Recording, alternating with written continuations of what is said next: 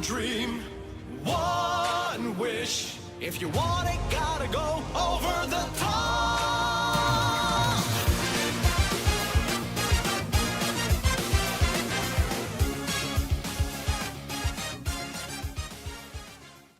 Hey everyone, Connie here, and welcome to another One Piece Week reaction. And today we are reacting to One Piece episodes 922 through 925. So, last time, a few things happened. We got to delve more into the prison camp that Luffy and Eustace Kid are trapped in, and apparently Caribou, because that's a thing. We got to meet the Oiran of Wano Kuni, Kumurasaki, who I am still convinced, and until it says one way or the other otherwise, I will continue to be convinced, is Momonosuke's sister. And we got to meet this young girl who was just trying to get some of Sanji's cooking and everything. God, what was her name? I can't think of her name right now, but yeah, she wanted was it Toko? Maybe it was Toko. It might have been Toko. Otoko? I'm not sure, but um she's characterized by this big old grin on her face at all times. Even when it looks like she's crying and stuff, it's just her design basically. That's all we have to look at it as. But she's cute and she's nice and everything, and she actually serves Komurasaki. So that's interesting. She works alongside her as kind of like this assistant role, it seems.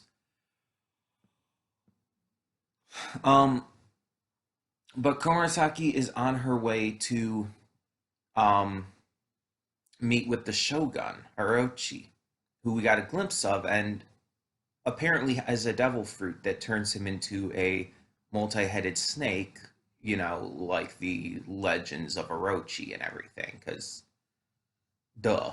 The question is it a real devil fruit or is it a smile fruit? Because we didn't really get a good look at it or anything, so that's a big question there. Considering it's Orochi, like the shogun of the land who's been working with Kaido to oppress the people of Wano, I'm actually thinking it's a real devil fruit. Because the idea that it would be a smile, that someone like him would use a smile is, I don't think it's going to happen. I don't think that someone like him would, in his eyes, lower himself like that. He thinks he deserves only a real devil fruit. You know what I mean? Um, so I think that's what's going on there. Um, Robin, meanwhile, has received news that she's been summoned to perform for Orochi as well. So that's going to be happening as she continues to work alongside her friends in gathering information and whatnot. And yeah, things are progressing. Not always in the best way as this second act really gets started, but things are progressing. And it's going to be interesting to see what happens and how it continues from here. Um, I've already kind of come to terms with that this arc is surpassing Arlong Park as my favorite. Um, I'm just not sure exactly how much I like it, and obviously until it's going to be done, really, because we're still only starting Act Two, and there's at least three acts. Um, I know for sure, like there's already at least three acts, but I don't know about anything after that. And honestly, we don't even know how long these acts are going to be. Like, we can't just assume they're going to all be the same length. So I don't know how long Act 2 is, or how long Act 3 currently is, or is going to be. So we'll have to see on that as well. Excuse me. But yeah, this is getting really exciting. Like, I'm adoring this arc. I'm adoring the characters, and I really just can't wait to see what happens and where it goes. So we're gonna get on with it and hope for the best. So when the screen fades to black, pause this redirect and go to the description below. Follow the link to the reaction, and after you watch, come back here to the redirect and resume play. Because after fades to black and then fades back in, everything from that point forward will be my afterthoughts and will contain spoilers to the episodes. So, that being said, thank you so much for tuning in, and I will see you at the reaction. And we are back, and we'll begin with spoilers in 3, 2, 1, now. So I'll try to get through as much of this as I can because there's a lot that happened. Um, but yeah, I'll try to get to everything that I can. Um, so first off, it seems like my prediction is possibly right based on the information we got, the tiny bit. Uh, it showed Komurasaki arriving at Orochi's palace, and then it cut to Momonosuke talking with Otama about his sister.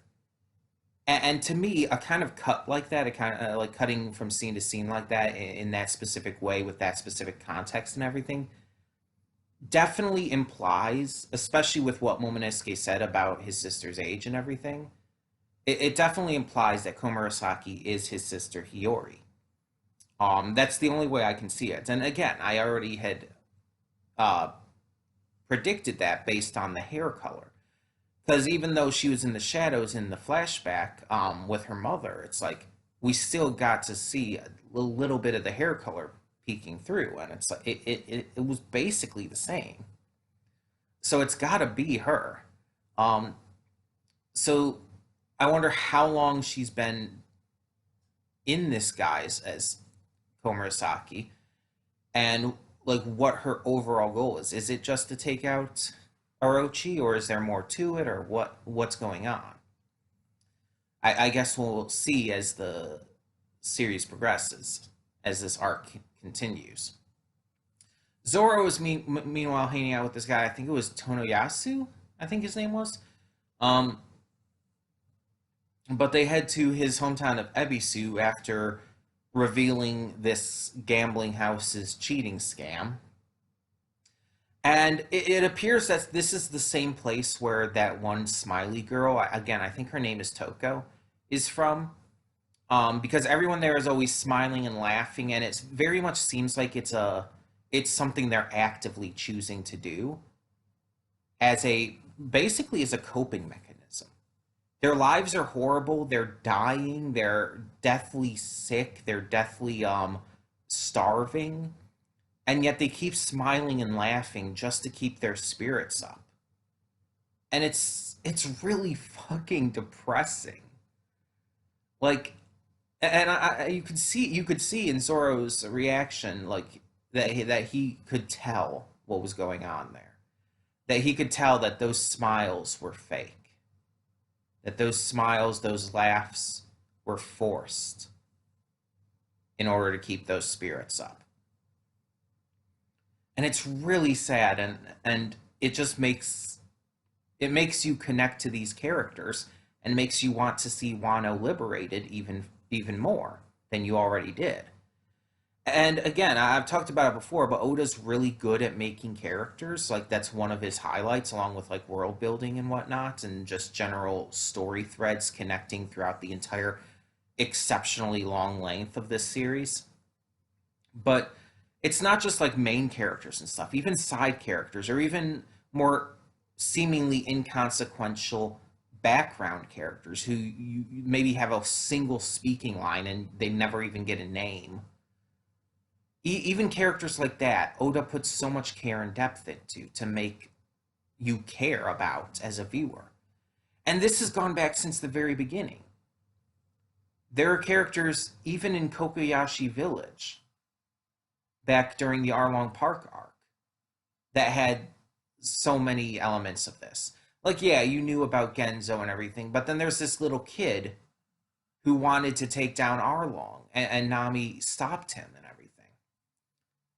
even while she was pretending to still be working for well, she technically was working for Arlong, but you know what I mean. Um, it's like there's always been those like even minor side characters, and then even just like exceptionally tiny characters who don't really have any big impact on much. Like that kid, he didn't affect anything. We never got a name for him, and he only appeared like once more after that point.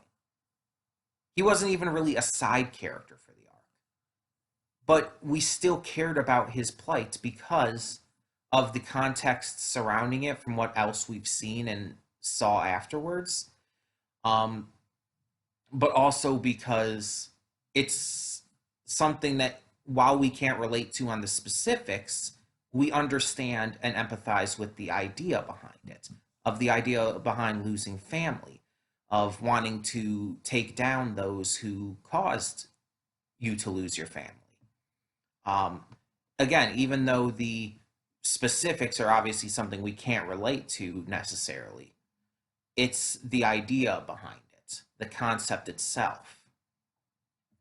And we definitely see a lot of that in this arc already. We saw a lot of it in Act One with Okoboro Town, with Otama, with all of that going on. And now we're seeing it again here with the people of Ebisu Town. We're seeing their plights, their brand of pain that they're going through in comparison. With Okobori Town, everyone like wore their sorrow on their sleeves. They were very obvious about it. Was much more clear that they were really struggling. But here it's like these people again, they're smiling, they're laughing and everything, but you can see very hard they're also crying. They're in pain, they're starving.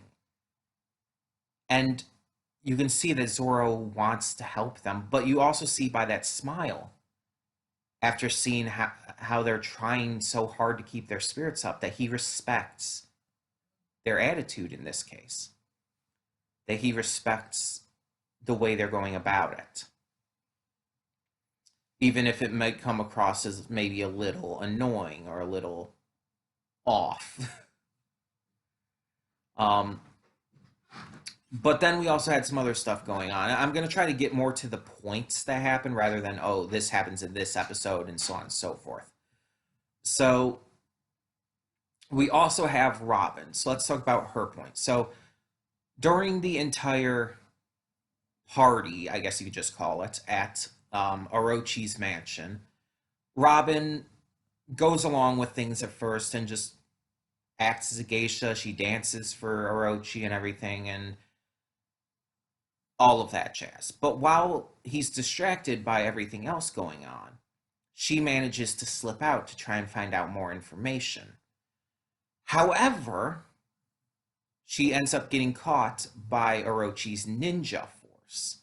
Because we already have samurai and shit in Wano, so of course we gotta have ninjas. And I mean, we kind of already had ninjas, but you know, now we have like this entire force of them. And she's told by the leader of this group, because they don't know who she is or what she's actually doing, but the leader tells her, okay, you have one chance to explain. One chance. And it's implied that if her explanation is solid enough, that they might let her go. The thing is, Robin is kind of good at this shit. Like, Robin has spent her entire life going from place to place due to the horrific nature of her childhood. Um, and she's spent so many like years of her life going from all these different criminal organizations and tricking people and lying her way out of situations. She's always been good at this. It's always been something that she's really just kind of built up through her life as a skill, to be honest. And whether that's good or not to have, that's debatable, but still. In this situation, it's definitely something that is going to help her. I feel like she'll probably be able to get out of this. I would be surprised if she didn't, but if she doesn't, we know Robin can fight, so she should be fine. Um, Luffy, not much happens with him. He's still in the prison camp with Law and Caribou, and there's some discussion about how Kid lost his arm. We find out that he lost it while fighting the Red Hair Pirates, which is pretty interesting, actually. The fact that he fought Shanks in them. Um,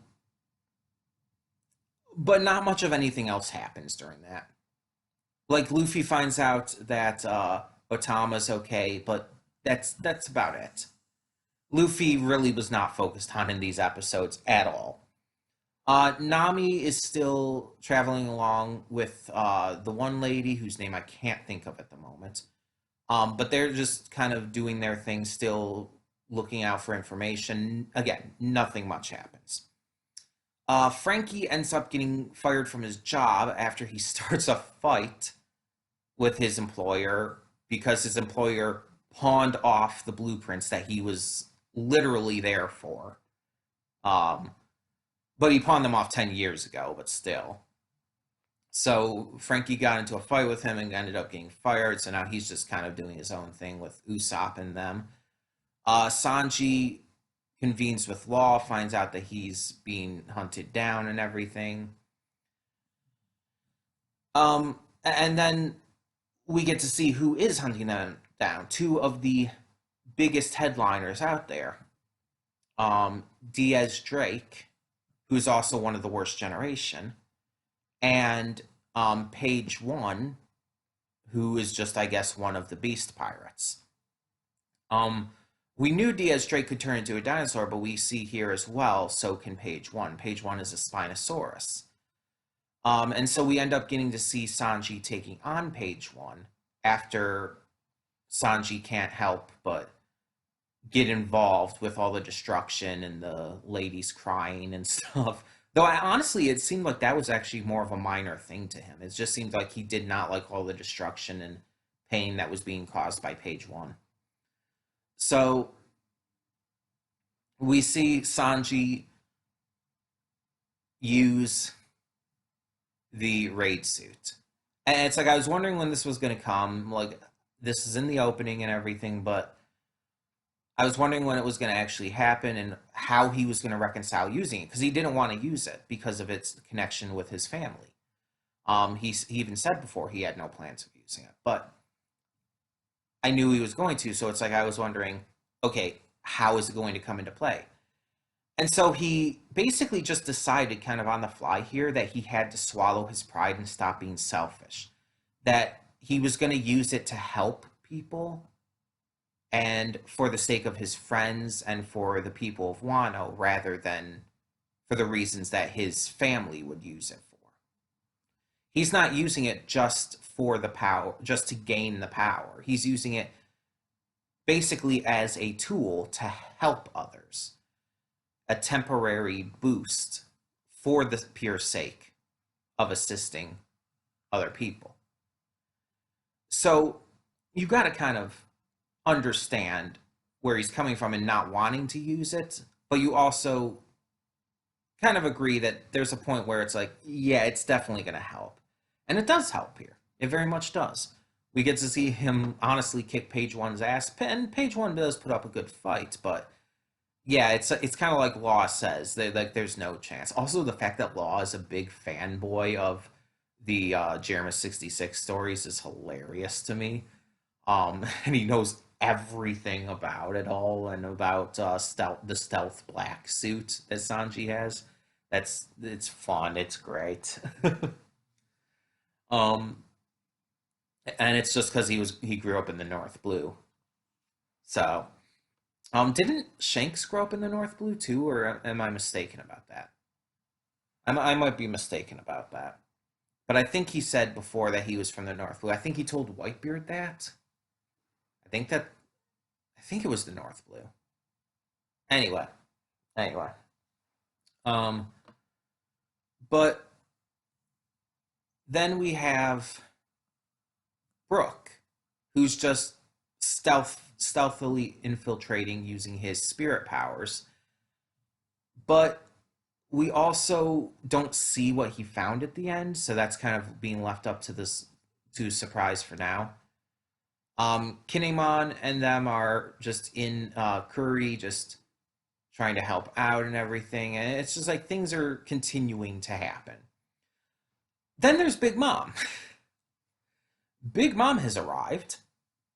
Um, but with the help of King specifically, Kaido and them managed to take out the ship, knock it back over the falls, and launch Big Mom into the sea. So we know that's not the last we're going to see of her, but this is kind of showing that maybe Kaido and them are stronger, and I kind of assumed they were, Kaido's Beast Pirates were stronger than the Big Mom Pirates. But it's going to be interesting to see how they're integrated, how the Big Mom Pirates are integrated in further into this arc. Um, but yeah, we get to see King's Devil Fruit ability, and it's a Pteranodon or whatever.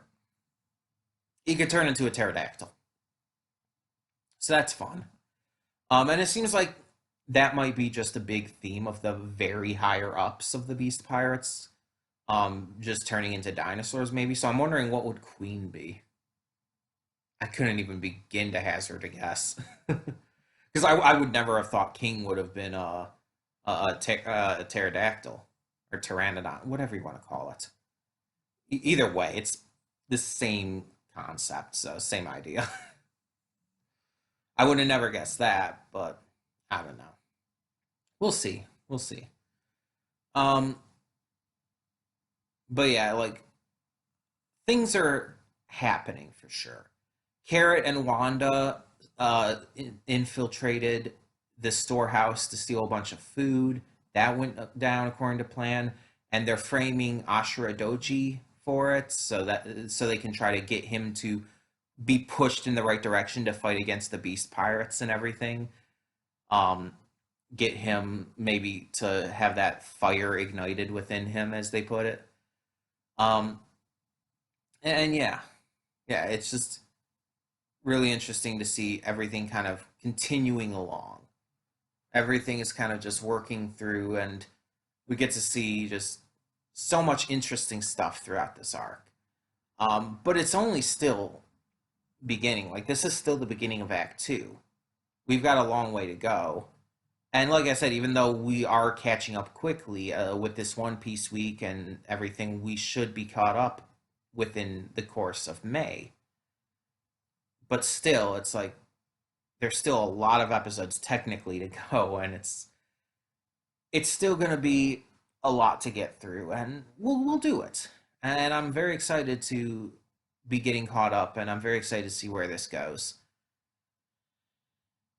because there's so much happening. There is so much happening right now. But tell me in the comments below what you thought of these episodes of One Piece. What do you think about the different plot points and storylines going on at the moment? And where do you think this is going to head? If you know from the manga or just have seen more of the anime, please, no spoilers. I do wish to remain as spoiler free as possible. I know a couple things here and there, but I still wish to remain as spoiler free as I can. Um, so no spoilers, but tell me your thoughts anyway. And for now, I'm Connie, and I'm signing off. See y'all next time.